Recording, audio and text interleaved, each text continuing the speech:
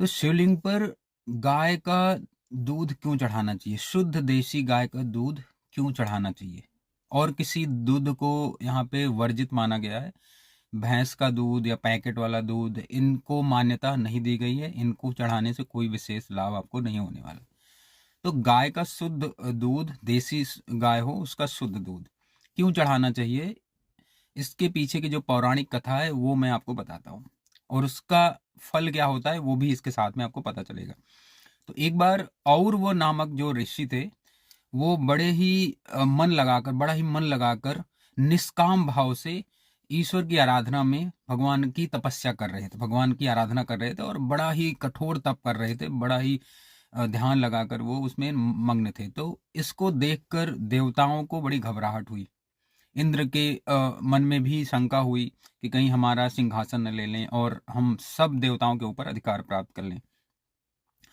तो इन्होंने ब्रह्मा जी से और शंकर जी से प्रार्थना करी कि जाके जल्दी से इनको कोई वरदान दो, और इनको वरदान देकर इनको तृप्त कर दो, जिससे हमारे ऊपर का जो संकट है वो टल जाए। तो ब्रह्मा जी प्रकट हुए कुछ दिनों बाद, कुछ वर्षों तक तपस्या करने के बाद ब्रह्मा जी प्रकट हुए। उन्होंने, और ऋषि ने कुछ मांगा ही नहीं। फिर शंकर जी भी प्रकट हुए उसके बाद, तो भी उन्होंने कुछ नहीं मांगा, क्योंकि उनके अंदर कोई कामना थी ही नहीं, निष्काम भाव से तपस्या कर रहे थे। अब देवताओं को फिर भी डर लगा हुआ था कि कहीं हमारे ऊपर अधिकार न कर लें, इस तपस्या के कारण इतना तपोबल अर्जित कर लें। तब वो शंकर जी के पास सब इकट्ठा होके गए और उनसे प्रार्थना की कि कुछ किया जाए जिससे इनकी तपस्या भंग हो। लेकिन कुछ समझ नहीं आ रहा था। तो फिर तब शंकर जी ने सोचा कि कुछ उपाय किया जाए विष्णु भगवान के पास चल के। लेकिन उससे पहले ही देवताओं ने सुझाव दिया कि क्यों ऐसा ना करें कि इनके आश्रम को ही दग्ध कर दें, जला दें। पूरा आश्रम जलने लगेगा तो इनको क्रोध आएगा, और क्रोध आएगा तो इनकी तपस्या भंग हो जाएगी। अब शंकर जी ने तुरंत ही वही उपाय किया और वहीं से बैठे बैठे और ऋषि के आश्रम को जला दिया। और संयोगवश और ऋषि उस समय पत्र, पुष्प, फल इत्यादि जो है, तुलसी दल इत्यादि ले आने प्रभु की पूजा के लिए गए हुए थे बाहर।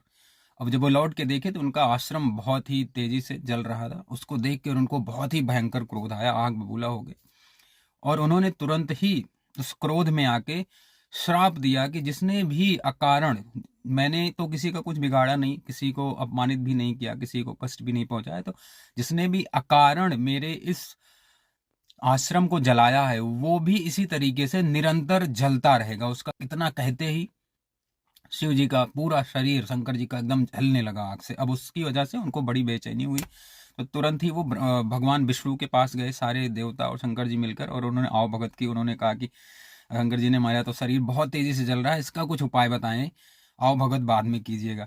अब तब उन्होंने विष्णु भगवान ने उसका उपाय बताया कि इसका एक ही उपाय है, जो कि है गौ माता ही कर सकती हैं, क्योंकि ये श्राप जो है टाले नहीं टल सकता है, और ऋषि के तप का ये श्राप है, ये हटेगा नहीं।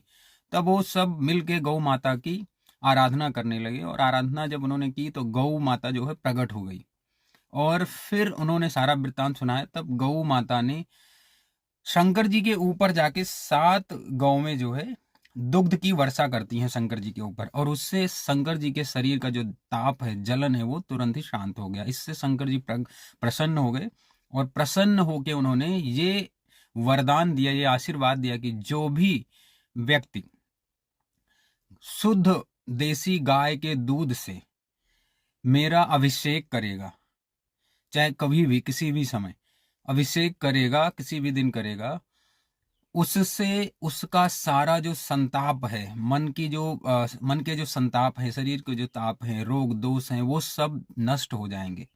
जिस प्रकार मेरे शरीर का ताप नष्ट हुआ वैसे ही नष्ट हो जाएगा। तो ये है पौराणिक कथा इसकी, और ऋषि के श्राप का और गौ माता का उसमें बड़ा ही महत्वपूर्ण योगदान है। इसलिए शंकर जी पर, शिवलिंग पर दूध चढ़ाना चाहिए। 1 चम्मच ही चढ़ाएं आप, उस पे चढ़ाएं। आप उसको पानी में, जल में मिला लें और तब चढ़ाएं तो भी ठीक है, ऐसे भी चढ़ा सकते हैं। जरूरी नहीं कि आप 1 लीटर 2 लीटर या बहुत सारा दूध चढ़ाएं।